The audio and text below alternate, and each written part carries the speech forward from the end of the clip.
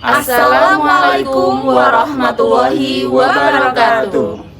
Kami calon guru penggerak Angkatan 10 Kabupaten Rembang akan melaksanakan demonstrasi kontekstual modul 2.3 tentang coaching untuk supervisi akademik. Perkenalkan, saya Qurratul Ainiyah dari SD Negeri Wat Pecah. Saya Chandra Alfiana dari SD Sumur Pule. Saya Silvi Nurul Fatwa dari SD Negeri 2 Pelawangan. Selamat menyaksikan. Assalamualaikum warahmatullahi wabarakatuh. Waalaikumsalam warahmatullahi wabarakatuh, Pak Chandra. Ya, terima kasih Bu Silvi. Apa kabarnya Bu Silvi hari ini? Alhamdulillah, kabar saya baik. Pak Chandra gimana? Baik. Alhamdulillah baik juga. Bu Silvi akan melaksanakan coaching ya pada pagi hari ini. Iya Pak, hari ini insya Allah saya akan melaksanakan coaching. Oh iya Bu Silvi. Sebelum Bu Silvi coaching, ada beberapa yang perlu saya sampaikan. Yang pertama yaitu mengenai tentang rubrik penilaian, dan yang kedua adalah beberapa pertanyaan sebelum Bu Silvi melakukan coaching. Berkaitan dengan rubrik penilaian Bu, nanti saya akan mencatat dan mengamati ketika Bu Silvi memberikan suatu pertanyaan yang berbobot kepada coach dan bagaimana coach tersebut merespon atau menanggapi pertanyaan-pertanyaan dari Bu Silvi. Nah, nanti dalam coaching Bu Silvi tolong disesuaikan dengan prinsip coaching, diantaranya yaitu kemitraan, proses kreatif, dan memaksimalkan potensi coaching. Nah, selanjutnya Bu Silvi yang kedua yaitu pertanyaan yang akan saya sampaikan kepada Bu Silvi sebelum Bu Silvi melakukan coaching kepada coach. Nah, yang pertama Bu, kompetensi apa yang ingin Ibu kembangkan dari coach? Oh begitu, oke. Baik Pak, untuk kompetensi yang ingin saya kembangkan nantinya ketika proses coaching yaitu sesuai dengan kompetensi inti coaching. Yang pertama yaitu kehadiran penuh atau presence. Yang kedua itu nanti mendengarkan aktif. Dan yang ketiga yaitu menanyakan pertanyaan berbobot Pak Chandra. Nah, bagus sekali Bu, ketika kompetensi sudah disampaikan. Dari ketiga kompetensi tersebut yang telah Bu Silvi sampaikan, ada kompetensi spesifik atau khusus yang akan Ibu kembangkan nantinya pada proses coaching. Iya, baik Pak. Untuk kompetensi spesifik yang ingin saya kembangkan ketika coaching nanti yaitu ada dua sebenarnya Pak. Yang pertama yaitu mendengarkan aktif karena saya ingin fokus kepada coach saya agar saya bisa nantinya benar-benar mendengarkan dengan baik sehingga bisa menggali pertanyaan-pertanyaan berbobot. Nah, jadi itu dua itu Pak. Tadi mendengarkan aktif dan mengajukan pertanyaan berbobot agar nantinya saya bisa mengarahkan coach untuk menggali potensi coach seperti itu. Bagus Bu Silvi ya. Apa Bu ya dari indikator pencapaian yang diinginkan Bu Silvi selama melakukan proses coaching dengan coach ini? Ya, jadi indikatornya itu saya pengen nanti coach itu bisa menemukan pemecahan masalahnya sendiri Pak, begitu. Bagus sekali. Ya, semoga nanti di dalam proses coaching yang dilakukan Bu Silvi, coach dapat menemukan solusi dari permasalahannya. Terima kasih Bu Silvi. Cukup itu yang perlu saya sampaikan dan saya tanyakan. Selamat melaksanakan coaching. Ya Bu. Ya, terima kasih Pak Chandra. Ya, semoga lancar Bu. Iya, terima kasih. Amin Pak. Assalamualaikum warahmatullahi wabarakatuh Bu Aini. Waalaikumsalam warahmatullahi wabarakatuh, Bu Silvi. Ya, selamat pagi Bu Aini. Gimana kabarnya? Alhamdulillah hari ini kabarnya baik. Alhamdulillah. Nah Bu Aini, hari ini kita akan berbincang-bincang ya. Ya, walaupun waktunya tidak lama ya Bu Aini ya, tapi insya Allah efektif ya Bu Aini ya. Iya Bu Silvi. Iya. Nah, kira-kira hari ini kita mau bicara tentang apa ya Bu Aini? Hari ini tuh saya ingin berdiskusi sama Bu Silvi ya, menyampaikan apa yang saya alami di tahun ajaran baru besok ini Bu ya. Saya diamanatkan sama Bu Kepala Sekolah untuk mengajar siswa kelas 3. Kemudian teman saya, rekan guru yang sebelumnya mengajar di kelas 2 itu ada siswanya yang sebelumnya itu disiplin, baik, sikapnya juga baik. Tapi menjelang mau kenaikan kelas itu sikapnya jadi berubah. Ditanya sama guru itu agak nggak fokus, terus berpakaiannya juga tidak disiplin, seperti itu. Kadang Senin kan harusnya kostumnya merah putih ya, dia pakai hitam. Gurunya coba berusaha menegur, tapi ternyata tidak ada perubahan. Bajunya di sekolah juga tidak setrika Bu. Nah, rekan sejawat satunya yang tetangganya anak itu bilang kalau anak ini itu orang tuanya bercerai. Nah, posisi di rumah itu cuma sama bapaknya, sama kakeknya. Jadi laki-laki, dia anak perempuan, jadi dia terpisah dengan ibunya, kemudian sehingga dia belum bisa mengurus dirinya sendiri. Seperti itu, Bu. Oh, baik Bu Aini.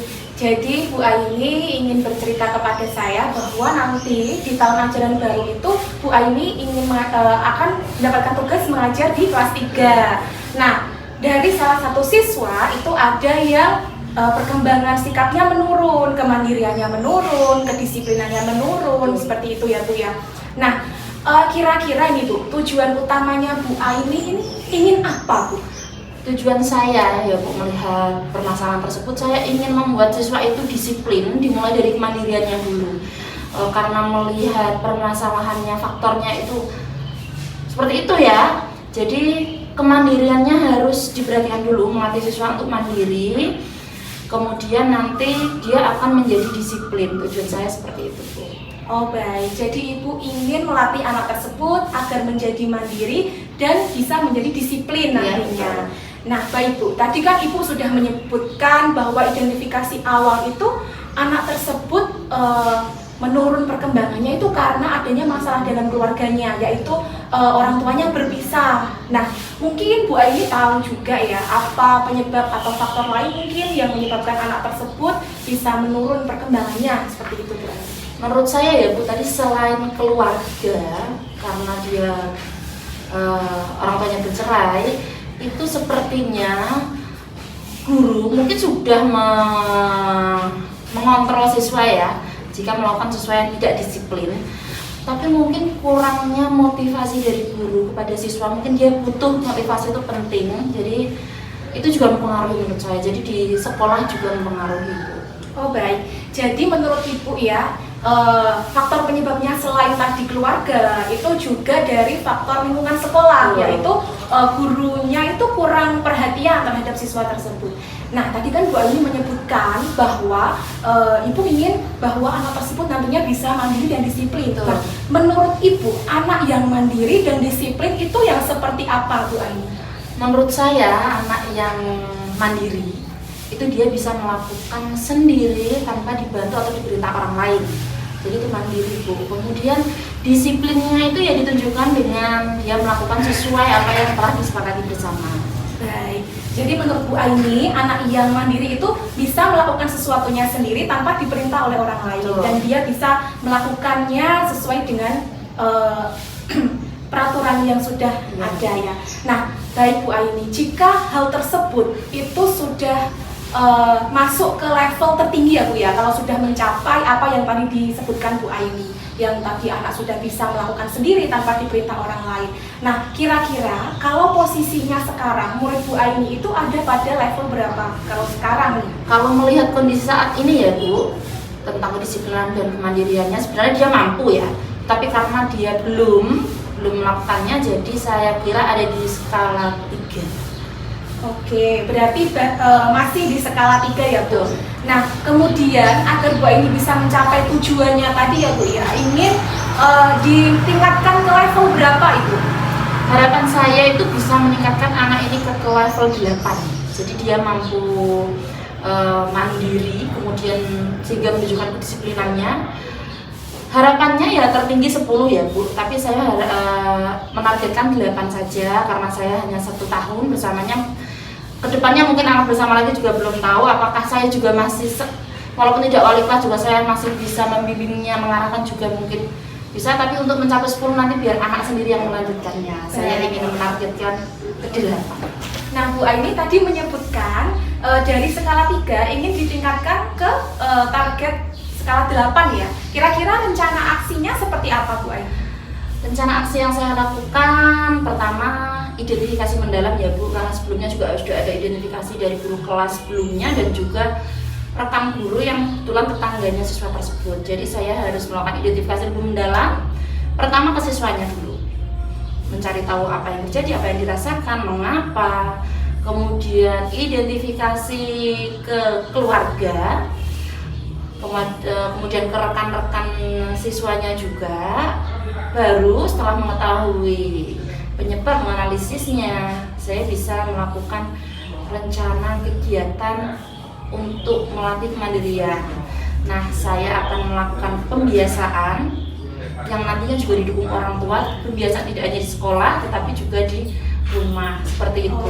Baik, jadi Ibu nantinya akan menerapkan rencana aksi, identifikasi mendalam, kemudian juga menerapkan pembiasaan-pembiasaan, begitu ya Bu ya? Betul. Baik. Nah, kira-kira siapa saja Bu yang terlibat dalam rencana aksi tersebut?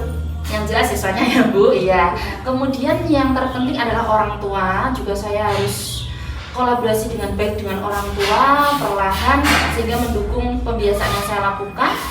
Kemudian rekan-rekan siswa, teman-temannya siswa tersebut juga dapat memotivasi siswa tersebut ya.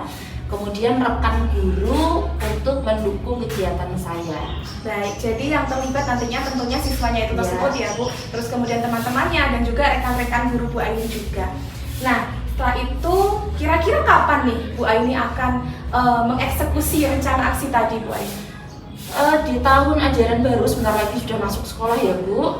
Hari pertama, hari kedua mungkin saya penyesuaian dengan siswa satu kelas dulu. Kemudian di hari ketiganya saya akan mulai untuk identifikasi pada siswa. Baik, jadi mulai tahun ajaran baru ini ya Bu ya? Iya. Karena minggu depan kan sudah masuk di tahun ajaran baru. Nah, kira-kira komitmen apa nih Bu yang ingin Bu Aini pegang agar nantinya tujuan Bu Aini itu bisa tercapai? Saya harus konsisten ya Bu, ini tidak hanya dalam kebiasaan kepada siswa, tetapi juga kolaborasi dengan orang tua untuk mendukung kegiatan yang saya lakukan. Selain itu, refleksi juga diperlukan ya Bu. Jadi apa yang telah saya lakukan, apakah ada pencapaian, apakah ada yang perlu diperbaiki, itu Bu. Jadi konsisten dan refleksi menurut saya. Baik, jadi nanti komitmennya Bu Aini itu akan konsisten, kemudian juga akan melakukan refleksi ya Bu untuk mengetahui apakah sudah berhasil atau belum, atau nanti di tengah-tengah ada muncul strategi baru seperti itu ya Bu ya. Baik Bu Aini, terima kasih. Nah sekarang kira-kira perasaannya Bu Aini bagaimana setelah coaching dengan saya? Alhamdulillah Bu ya, ini pembicaraan diskusi hari ini tuh yang sebelumnya saya masih ragu, masih belum yakin dengan apa yang saya pikirkan tentang rencana aksi itu sudah muncul gitu Bu ya. Dan semakin yakin untuk bisa mengaplikasikannya besok, yakin, bismillah, seperti itu Bu. Terima kasih Bu Sylvia. Iya, luar biasa sekali ya Bu Aini ya.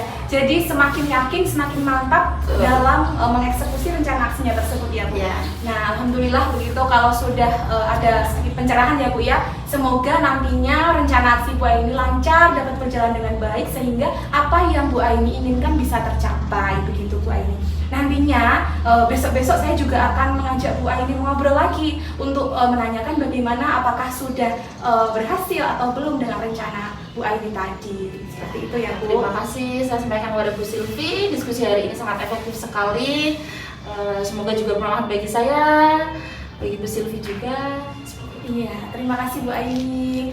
Assalamualaikum warahmatullahi wabarakatuh. Waalaikumsalam warahmatullahi wabarakatuh. Bu Sylvie, tadi saya sudah menyimak, juga mencatat beberapa catatan dari hasil coaching yang dilakukan oleh Bu Sylvie. Saya mengapresiasi sekali, bagus sekali coaching yang dilakukan oleh Bu Sylvie. Nah, itu baru respon dari saya Bu. Nah, saya juga akan meminta respon dari Bu Sylvie, tanggapan Bu Sylvie setelah Bu Sylvie melakukan coaching dengan Bu Qurratul Ainiyah. Baik Pak Chandra, alhamdulillah ya Pak, tadi saya sudah melaksanakan coaching dengan Bu Aini. Tadi insya Allah saya juga sudah menerapkan coaching dengan alur tirta ya Pak, yang terdiri dari tujuan, kemudian identifikasi, rencana aksi, dan juga tanggung jawab atau komitmen, seperti itu Pak. Bagus Bu. Nah, yang perlu saya tanyakan lagi Bu ini Bu ya. Nah, untuk rencana ke depan Bu ini Bu. Nah, Ibu sudah melakukan coaching, tentunya punya pengalaman. Apa kompetensi yang perlu ditingkatkan dalam coaching setelah Ibu melaksanakan coaching pada pagi hari ini? Iya, untuk kompetensi yang perlu saya tingkatkan sepertinya adalah itu Pak, mampu menggali coachingnya itu agar bisa menyampaikan sehingga bisa muncul potensi-potensi dalam coaching, sehingga nantinya itu bisa memecahkan permasalahannya sendiri, seperti itu Pak. Nah, bagus. Nah, semoga kedepannya semakin bagus dalam menggali dengan menggunakan pertanyaan-pertanyaan yang berbobot.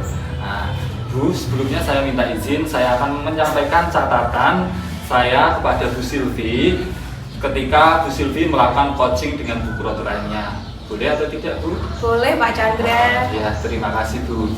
Nah, coaching yang dilakukan oleh Bu Silvi itu menurut saya sudah sangat bagus sekali karena sudah sesuai dengan prinsip coaching, sudah sesuai dengan alur kita, di mana coaching bisa menemukan ide gagasan untuk menyelesaikan masalah yang telah disampaikan sebelumnya untuk digali dengan menggunakan pertanyaan-pertanyaan yang sangat berbobot sekali, Bu Silvi.